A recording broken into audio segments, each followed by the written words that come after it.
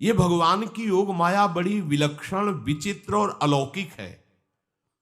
आपका जैसा भी भाव वैसे आपको भगवान दिखाई दे रहे, पक्का मानिए। आप स्त्री भाव से देख रहे हैं तो भगवान आपको स्त्री रूप में आपके पास है, पुत्र भाव से पुत्र रूप में आप जान नहीं पा रहे, वही है, दूसरा नहीं है। हजारों बार बता चुके हैं कि ना मानने और ना जानने पर भी आपके हृदय में सत्ता उन्हीं की है। जिस दिन वो भगवान अंतर ध्यान हो जाते, प्यारे पुत्र, प्यारी पत्नी, प्यारे सुहृद मित्र आदि को आप चिता में जला देते हैं, तो था ना आपके हृदय में आदर, पर आप अनजाने से भी भगवान का ही आदर करते हो। अगर जान करके आदर कर लो तो तुम मुक्त हो जाओ इस दुख से, इस प्रपंच से।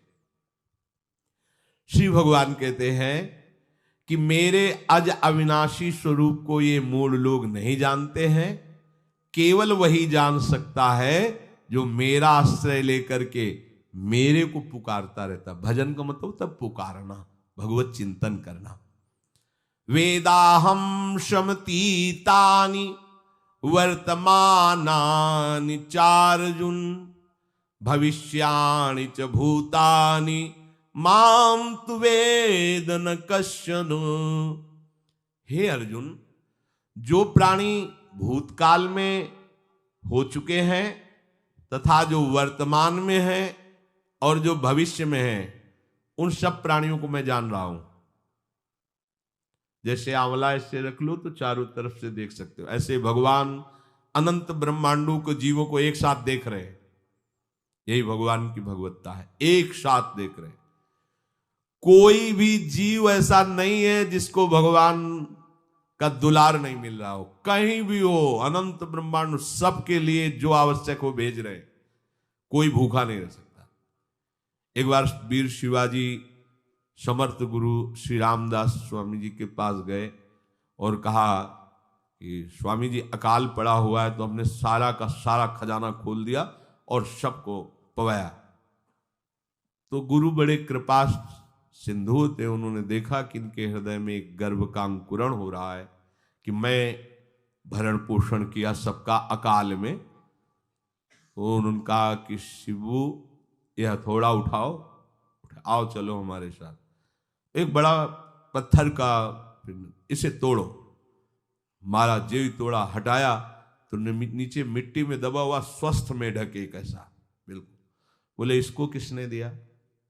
देखो ना कितना स्वस्थ है, पुष्ट है, इसको कौन आहार दे रहा है, इसको कौन प्राण पोषण कर रहा है? बोले भगवान। तो बोले तुम कैसे दाता बन गए? संपत्ति तो सब भगवान की है, भगवान ही सबका, ये अहम मत करो कि तुम पोषण करते हो। नहीं, छोटी सी वृत्ति को भी गुरुदेव बर्दाश्त नहीं करते। जो गुरु शरणागत होता है वो उनकी बात समझता है, अन्यथा वो अपनी मनमानी वृत्ति को ही आदर देता है, गुरु की आज्ञा वृत्ति को नहीं देता। छोटा सा भी अभिमान का कण अपने जनों में गुरुदेव को बर्दाश्त नहीं होगा, क्योंकि यही भगवत प्राप्ति में बाधा बन जाएगा। कितने जीव चराचर जगत में, देखो हमारे भगवान की भगवत्ता, सबको देख रहे हैं, सबको व्यवस्था दे रहे हैं, सब कुछ देख रहे हैं। 3 प्रकार की लीला हो रही, कहीं पालन लीला, कहीं सृजन लीला, कहीं विनाश लीला, उन्हीं के द्वारा हो रही, वही देख रहे हैं, वही कर रहे हैं। अगर ये बात तुम्हारी समझ में आ जाए तो अभी भगवान की शरण हो जाओ, पर अहम के कारण ये बात समझ में नहीं आती।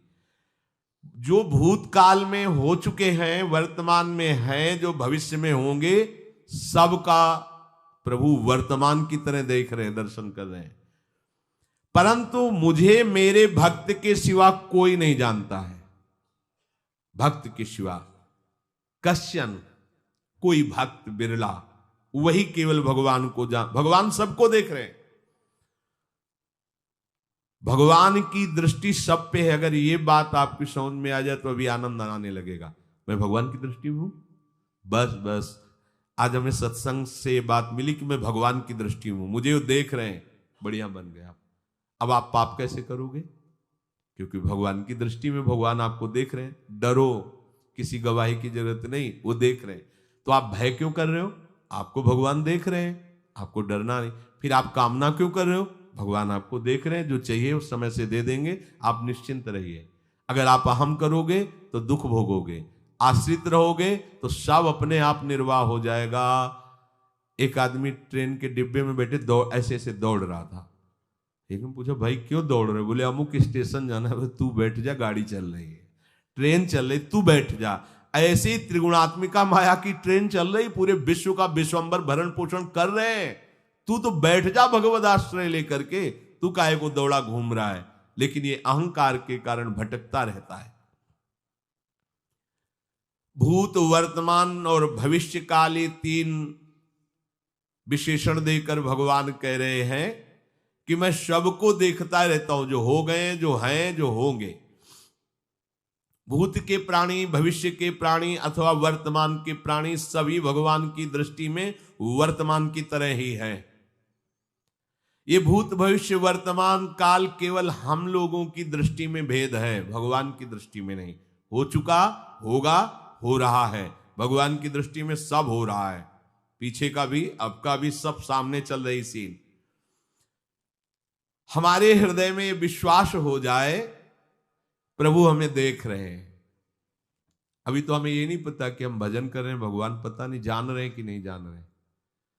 अभी भक्ति में रंग आ जाए, अगर ये बात समझ में आ जाए कि प्रभु देख रहे हैं हमें। देखो, जब हमारे गुरुजन बैठकर सुनते हैं और जब गाने को अवसर मिलता है तो ज्यादा उत्साह होता है कि बैठे सुन रहे हैं। ऐसे ही अगर हम मान लें कि हमारे प्रभु सुन रहे हैं, हम जो भजन कर रहे हैं हमारे प्रभु देख रहे हैं, जो सेवा कर रहे हैं भगवान हमारे स्वीकार करें, प्रियालाल स्वीकार कर, अभी भक्ति का रंग आ जाए, ये बात हमारे हृदय में बैठ जाए कि मैं हर समय प्रभु की दृष्टि में हूं, हर समय मैं अपने आराध्य देव की दृष्टि में हूं, कितना आनंद आएगा। अंदर से सोचो जरा, हर समय वो हमें देख रहे हैं और वो कह रहे हैं मैं देख रहा हूं। पीछे जो तुम किए वो देख रहे हैं वर्तमान की तरह, अभी जो वो तुम देख रहे हो, देख रहे हैं, आगे जो करोगे वो भी देख रहे हैं। वो पहले से उनको सब पता है, तुम ऐसे ऐसे चलोगे, ऐसे ऐसे कार्य करोगे। भगवान की दृष्टि में सब कुछ वर्तमान ही रहता है। संपूर्ण प्राणी काल के अंतर्गत है और प्रभु श्री हरि कालातीत है। देश, काल, वस्तु, व्यक्ति, घटना, परिस्थिति ये बदलते रहते हैं, पर प्रभु श्री हरि वैसे के वैसे ही रहते हैं।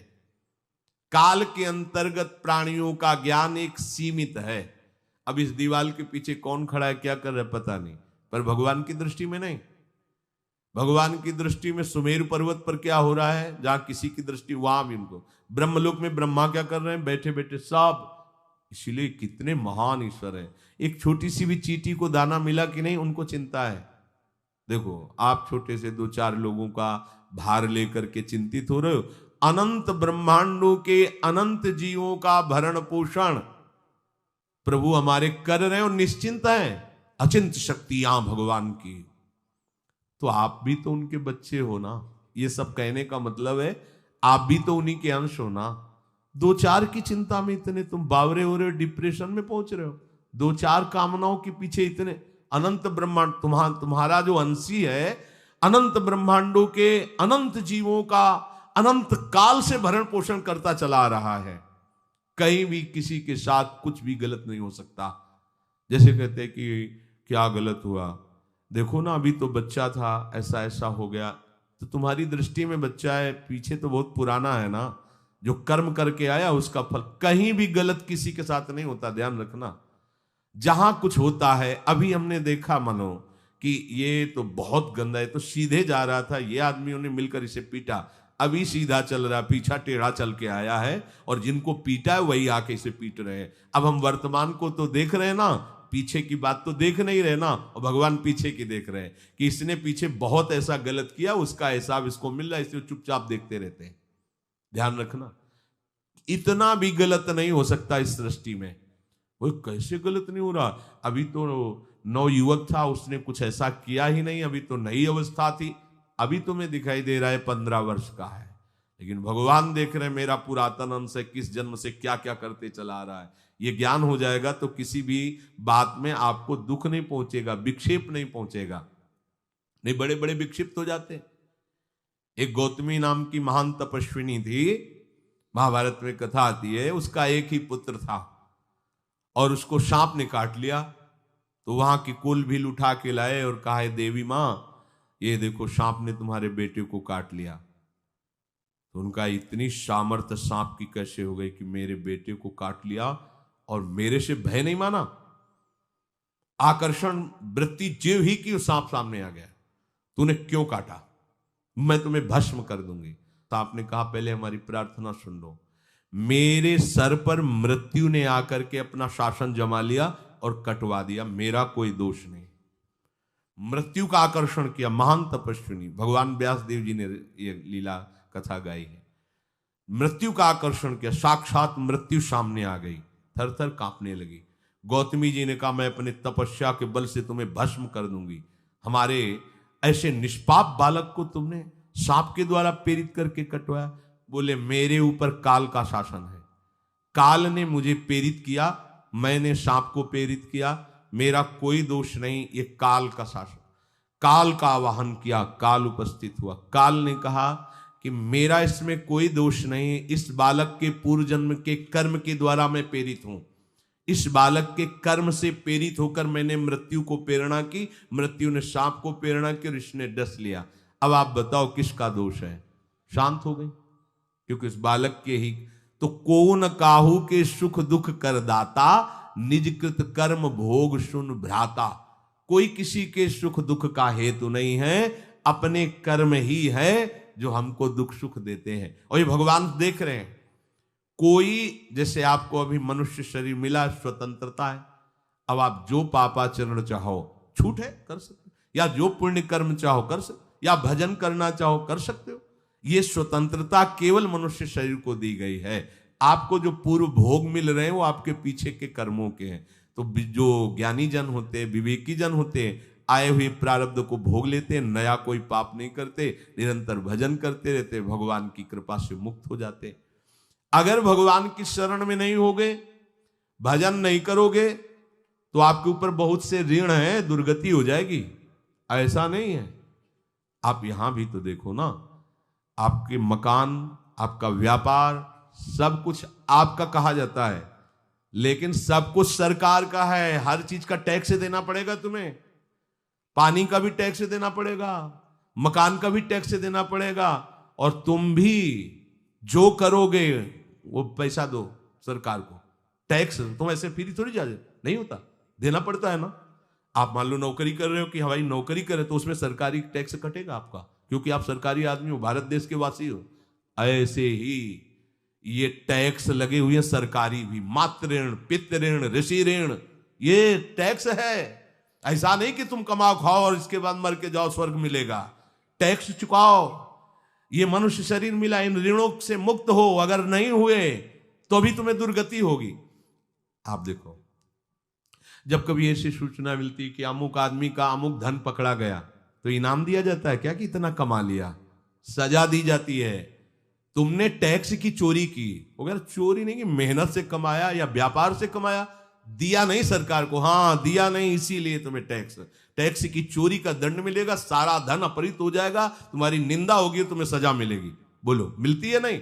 ऐसे ही ये लड़का, बच्चा, पत्नी, पुत्र, परिवार जो भी है, ये सब श्री भगवान का तुम्हें टैक्स देना है। क्या टैक्स देना है? भगवान की शरण होकर उनका सुमिरन करो, सारे ऋणों से वो मुक्त कर देंगे। एकादशी स्कंद में कहा है, मेरा भजन करने वाले का कोई ऋण नहीं रह जाता। और नहीं तो महाभारत में ही प्रसंग आता है, एक जरत्कारु नाम के ब्रह्म ऋषि थे। ऋषि और भक्त में बड़ा अंतर होता है। वो तपस्या प्रधान, जैसे दुर्वासा ऋषि तपस्या प्रधान थे, वो बाल ब्रह्मचारी और तपस्या से युक्त एक दिन भ्रमण कर रहे थे, तो आवाज आई, मेरी रक्षा करो, मेरी रक्षा करो। तो उस आवाज की तरफ बढ़े तो देखा कुएं में उल्टा लटके हुए हैं बहुत से ऋषि, और एक केवल तंतु है, एक केवल तंतु है जिसमें दो चूहे लगे हुए उसको भी काट रहे हैं, एक काला और एक श्वेत। तो उन्होंने देखा और दयालु हो गए कि ऋषियों, मैं तुम्हारी कैसे रक्षा कर सकता हूं? तो उन्होंने कहा कि ये जो दो चूहे हैं रात और दिन हैं, और जो हम लोग हैं ये तुम्हारे पितर हैं। ये चूहे तुम्हारी आयु को काट रहे हैं, एक तंतु हमारे कुल में केवल तुम ही हो, और तुमने तपस्या की ठान ली, ब्याह किया नहीं, गृहस्थ धर्म में गए नहीं, पुत्र हुआ नहीं, तो तपस्या में, भक्ति में एक दम है कि सब ऋणों से मुक्त कर देगी। ये बात ध्यान रखना। तपस्वी अलग है, भक्त अलग। इसलिए पीछे चर्चा आई थी कि तपस्वियों से भी अधिक, ज्ञानियों से भी अधिक, कर्मकांडियों से भी अधिक वो मेरा भक्त योगी होता है। तुमने तो ब्याह किया नहीं, तो अब ये तंतु रात दिन तुम्हारे जीवन को काट रहे, जहां तुम खत्म हुए हम सब नरक में गिर जाएंगे। पितरों ने कहा तुम पितर ऋण से युक्त हो, मुक्त तभी होगे जब ऐसा करो। वो दृश्य खत्म, अंतर ध्यान हो गया। वो बड़े दुखी हुए कि क्या करें, तो उन्होंने मन में निश्चय किया कि ब्याह तो करूंगा पितरों के उद्धार के लिए। इतने बड़े तपस्वी हैं जरत्कारु जी, बड़ी महिमा है, लेकिन बात यहां फंस गई। पितृ, उन्होंने मन में निश्चय किया कि कोई आके अपनी कन्या दे दे और उसका भी नाम जरत्कारु हो। मैं बिल्कुल भरण पोषण नहीं करूंगा और कभी हमसे कोई प्रश्न ना करे, ऐसी अगर कोई कन्या देगा तो मैं स्वीकार कर लूंगा। अब ऐसे ना नगर जाना है ना किसी से बात करनी, तो वृक्षों से कहते अपने पितरों के उद्धार के लिए मैं चाहता हूं कि कोई पाणी ग्रहण संस्कार करा दे, कोई हमारे नाम की कन्या को दे दे, और ऐसा ऐसा व्रत है। ऐसा ही बोल रहे थे, वासुकी नाग उपस्थित हो गए और उनकी बहन का भी नाम जरत्कारु था। उन्होंने कहा सुनिए महाराज, मैं नागराज वासुकी हूं, सब देव रूप में, कोई ऐसे नहीं सांप वैसे बने, देव रूप, सुंदर कन्या जरत्कारु। बोले ये कन्या मैं आपको समर्पित करता हूं, हमारा सौभाग्य होगा आप जैसा महर्षि हमारी बहन का पति बने। इसका भी नाम जरत्कारु है, और आपकी जो इच्छा है कि मैं भरण पोषण नहीं करूंगा तो मेरे पास संपूर्ण वैभव है, आप भी पधारिए, मैं आपका भी भरण पोषण करूंगा, अपनी बहन का भी। तीसरी बात, मेरी बहन इतनी शास्त्र सम्मत आराधना से युक्त है कि वो कभी आपसे प्रश्न ही नहीं करेगी, तो उनका स्वीकार है। प्रसन्न हुए, चले गए। काफी समय तक उनके महल में रहे। एक दिन जरत्कारु अपनी जरत्कारु पत्नी की गोद में सर रख कर ऐसे लेटे हुए थे, सो गए। और शास्त्रज्ञ थी, संध्या का काल था, संध्या काल में निषेध है मैथुन करना, भोजन करना और स्वाध्याय करना, ये सब संध्या काल में बस भगवत स्मरण परायण लोकवत। लेकिन हमारे यहाँ महारानी जी की संध्या आरती और संध्या भोग लगने के बाद ये, इसीलिए वृंदावन धाम इसका कहीं भी ये वेदान्नपि संन्यस्त, वेदों से भी ऊपर उठी हुई रसमयी रसोपासना है, प्रियालाल की महल है। ये जगत सिद्धांत नहीं है, ये जगदीश का भी सिद्धांत नहीं है, ये प्रेम सिद्धांत है। वृंदावन नित्य विहार रस है, इसलिए इसको बीच में बता देते हैं, कहेंगे दूसरे को तो, और यहाँ शाम के तो भोग ही लगता है, गान बजान होता है, बकाया सिद्धांत है। आंख मूंद करके या तो गायत्री जप या जो गुरु मंत्र चुपचाप शांत भाव से जपे, ऐसा। अब वो इस चिंता में थे कि मेरे पति का धर्म जा रहा है, और मैंने आज तक कुछ बोला नहीं अपने पति से, अगर बोलती हूं तो हो सकता है ये नाराज हो जाए और छोड़कर चले जाए। अगर मुझे छोड़ देते हैं और इनका धर्म बचता है तो ये ठीक बात रहेगी। कितनी विवेकवान है।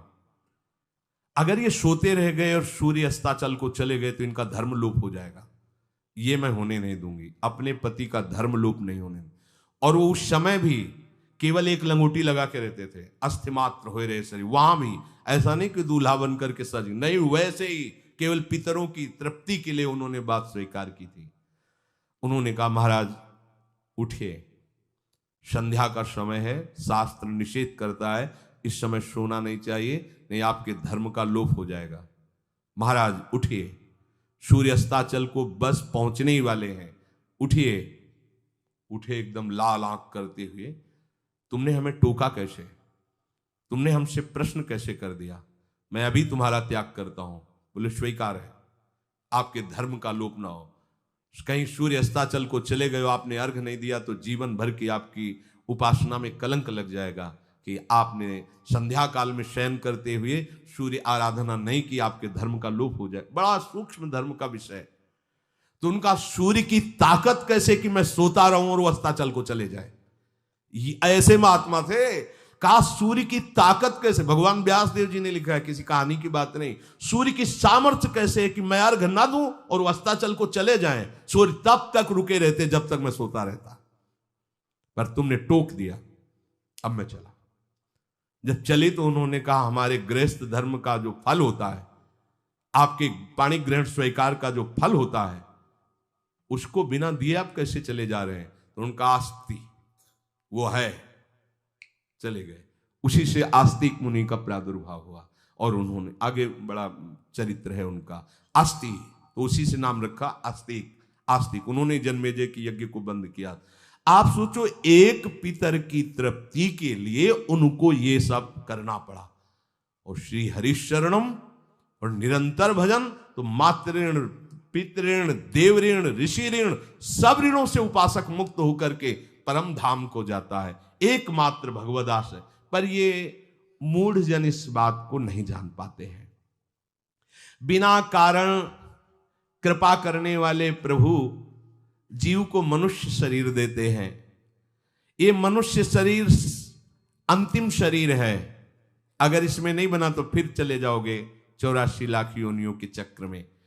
इसी शरीर में अनंत जन्मों के संचित कर्म समुदाय का नाश करके भगवत प्राप्ति होती है या मोक्ष पद मिलता है। कौन सा प्राणी किस गति को जाएगा भगवान देखते हैं पर संकल्प नहीं करते, ध्यान रखना, क्योंकि आगे की भी देख रहे हैं, वो देख रहे हैं जो तुम कर रहे हो वैसे गति बनती चली जाएगी। भगवान संकल्प नहीं करते। भगवान तो एक बार संकल्प कर दिया, एको हम बहुश्यामा, उसी में बहुत रूपों में प्रकट हो गए। अब तुम्हें संकल्प करना है कि इस जन्म में मुझे भगवत प्राप्ति करनी है। जो संत शास्त्र सदगुरुदेव कह रहे हैं ऐसा करो ऐसा ना करो, यदि आप इस भावना को स्वीकार करके आराधना करेंगे तो निश्चित निश्चित भगवत प्राप्ति इसी जन्म में हो जाएगी। प्रभु केवल तुम्हें निमित्त बनाना चाहते हैं, कल्याण तो वही करेंगे। जैसे अर्जुन से कह रहे हैं भीष्म आदि द्रोण आदि मेरे द्वारा मारे जा चुके हैं, तुम केवल निमित्त मात्र भव सव्यसाची। ऐसे ही अय उपासक तू केवल निमित्त बन जा, जो शास्त्र सदगुरुदेव आज्ञा करते हैं वैसे ही तू चल दे अपने मन को मार के, केवल तू निमित्त बन जा। कल्याण या भगवत प्राप्ति या मोक्ष वो तो भगवत कृपा से होगी। पूरी उद्धार की सामग्री तेरे अंदर जागृत कर देंगे प्रभु, केवल तू निमित्त बन जा, मेरी कृपा तेरी सारी बात बना देगी। विश्वास करो, इस बात पर विश्वास करो। भगवान कह रहे हैं तुम निमित्त बन जाओ, जो आदेश कर रहे हैं वैसा पालन करो, काम तो सब मेरी कृपा कर देगी। जो ऐसे मनुष्य शरीर ऐसी कृपा प्राप्त होने पर भी भगवत प्राप्ति नहीं कर पाता, तो मयानुकूलेन नभस्वतेरितम पुमान भवाब्धिम न तरेत सा आत्मा। ऐसी मेरी कृपा का सहारा मिलने पर यदि वो भगवत प्राप्ति नहीं कर पाता तो बोले आत्महा है, वो आत्महत्यारा है, वो दुर्गति को प्राप्त होता है। मनुष्य के लिए खास बात है कि प्रभु ने कृपा करके तुम्हें जो सामर्थ्य दी है, जो समझ दी है, जो सामग्री दी है, उसका दुरुपयोग मत करो। केवल भगवत प्राप्ति के लिए चलो, केवल भगवत प्राप्ति के लिए। ये सबकी समझ में नहीं आएगा, बिल्कुल बात समझ ले। केवल भगवत प्राप्ति के, ये जो कहते हैं कि और हमारे धर्म कर, ये सब फसाव है। आप गृहस्थ बने रहो, आप व्यापारी बने रहो, पर आप लक्ष्य रखो कि मुझे इस जन्म में भगवत प्राप्ति करनी है। आपका लक्ष्य दृढ़ होगा तो नाम जप चलता रहेगा, संसार का कोई विकार आपको परास्त नहीं करेगा। अगर आपने ऐसा अटल निश्चय कर लिया तो तुम्हें जो भगवत सामर्थ्य मिली उसका तुम दुरुपयोग नहीं करोगे। देख लो, अपने लोग बहुत बड़ी गलती करते हैं, जो आध्यात्मिक ऊर्जा शक्ति उसको विषयों में दुरुपयोग करके नष्ट कर रहे हैं। कहते हैं अब हमारा मन नहीं लगता, अब हमारा बड़ा शांति है, घबराहट है। क्यों शांति है, क्यों घबराहट है? जब तक तुम धर्म विरुद्ध नहीं करोगे तो अशांति नहीं हो सकती, भय नहीं लग सकता, विषाद नहीं हो सकता, क्लेश नहीं हो सकता। लिख लो ये बात। किसी को भी कभी भी भय महसूस हो रहा है, अशांति महसूस हो रही, घबराहट महसूस हो रही, आप भगवत प्रदत्त शक्ति का दुरुपयोग कर रहे हैं, समय का दुरुपयोग कर रहे हैं, सामग्री का दुरुपयोग कर रहे हैं, अर्थात कोई न कोई अधर्म आचरण कर रहे हैं। अब भी आपको उपाय बता देते हैं। यदि तुम्हारा मन जलन पैदा कर रहा है तो भगवान से हाथ जोड़कर कहो कि हे नाथ, मेरे से अब तक जो गलतियां हुई हैं उन्हें क्षमा कर दो। आगे मैं गलती नहीं करूंगा, आपके बल से, आपके बल से। ये भी ध्यान रखो, आपके बल से, अपने बल से नहीं, आपके बल से। हे नाथ ऐसा मुझे बल दो जिससे कभी मैं आपके और गुरुदेव के विपरीत न चलूं। अगर कोई हमसे गलती हो जाए तो मुझे तत्काल दंड दे देना, क्षमा मत करना। आगे ये बहुत बढ़िया बात है। अगर हमको क्षमा कर दिया जाएगा तो हमारे मन को उत्साह बढ़ जाएगा फिर गलती करने का। अगर दंड दे दिया जाए तो मन डर जाएगा। तो इसीलिए प्रार्थना में ये भी कहना चाहिए, पर हिम्मत नहीं पड़ेगी क्योंकि मन को बहुत दुलार करते हैं ना, कि प्रभु मेरे से जो गलती हुई उसे मुझे दंड दे दो, मैं क्षमा नहीं चाहता। क्योंकि हम देखते हैं जब हम क्षमा कर देते हैं तो उसका उत्साह बढ़ जाता है मन का और गलत करने का। प्रभु इसे क्षमा मत करो, इसे दंड दो। एक बार इसकी भरपूर बेइज्जती होनी चाहिए। जब इसको सब देखेंगे हाँ ये, तो अपने आप ही मन सही रास्ते में आ जाएगा। प्रभु आप क्षमा कर देते और बात गुप्त रहती है तो इसको बढ़ावा और मिल जाता है और पापाचरण कर, क्योंकि ये दुष्ट है ना। अगर साधु हो तो बचत हो जाए कि देखो प्रभु ने इस गलती को छुपा दिया और कोई जाना भी नहीं और क्षमा भी कर दिया, अब मैं आगे से बिल्कुल नहीं करूंगा। ये दुष्ट है ना, ये ऐसा नहीं करता। क्षमा हो गई तो उसको लगता है आगे भी क्षमा हो जाएगी, चुपचाप चलो मनोरंजन करते हैं। नहीं प्रभु मुझे दंड दीजिए, जैसे कुंती जी कहती है मुझे विपत्ति दीजिए। ऐसे उत्तम भक्त वही है। हे नाथ आज तक जो गलतियां हुई क्षमा कीजिए, आगे गलतियां नहीं होंगी, ये मैं आपके बल से कह रहा हूं। प्रभु यदि मेरे से चूक हो जाए तो आप क्षमा मत करना, मुझे दंड देना जिससे मेरा सुधार हो जाए, मैं आपके अनुकूल चलने लगूं। मनुष्य की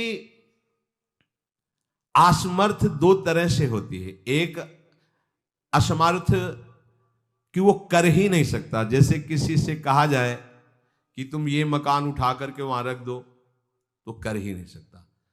ऐसी सामर्थ्य जो आप में करने के लिए भगवान कभी आदेश ही नहीं देंगे, ध्यान रखना। एक बात ध्यान दीजिए, कोई भी ऐसी भगवद आज्ञा या गुरु आज्ञा नहीं होती जो आप नहीं कर सकते। आप जो कर सकते हैं वही आज्ञा होती है।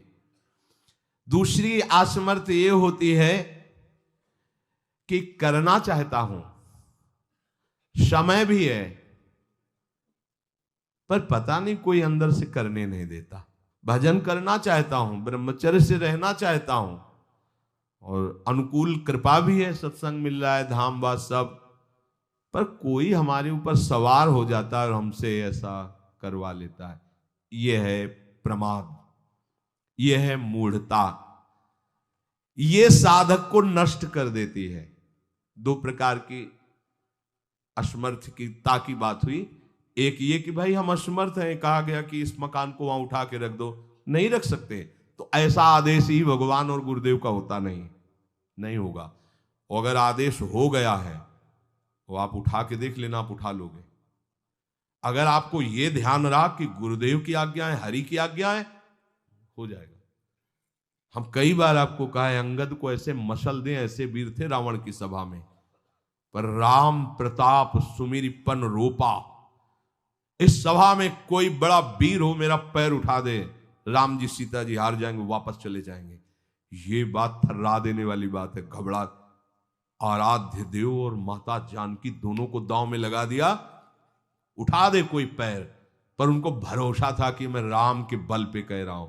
राम बल आकर के विराजमान हो गया, कोई नहीं उठा पाया। आखिरी में रावण झुका, मेरे झुकने से, मेरे सामने झुकने से तेरी बात नहीं, तो जो बार बार जिनको मनुष्य कह रहा है उनके चरणों में जा, मैं उनका एक तुच्छ दास हूं। यदि आदेश हो जाए तो घूंसा से सबको मार करके तेरी पत्नियों को बंदी बनाकर और तुझे अभी राम जी के सामने डाल दूं। ये अंगद नहीं बोल रहे थे, ये राम प्रताप बोल रहा था। ऐसे ही यदि आपको आदेश कोई शास्त्र का या गुरु का है तो आप अक्षरशः समझ लीजिए उसमें उनका बल भी है, पर हम लोग उस बल का तिरस्कार कर देते हैं। थोड़ी सी मन की डालकर उसको हल्का किया तो वो बल वापस हो गया।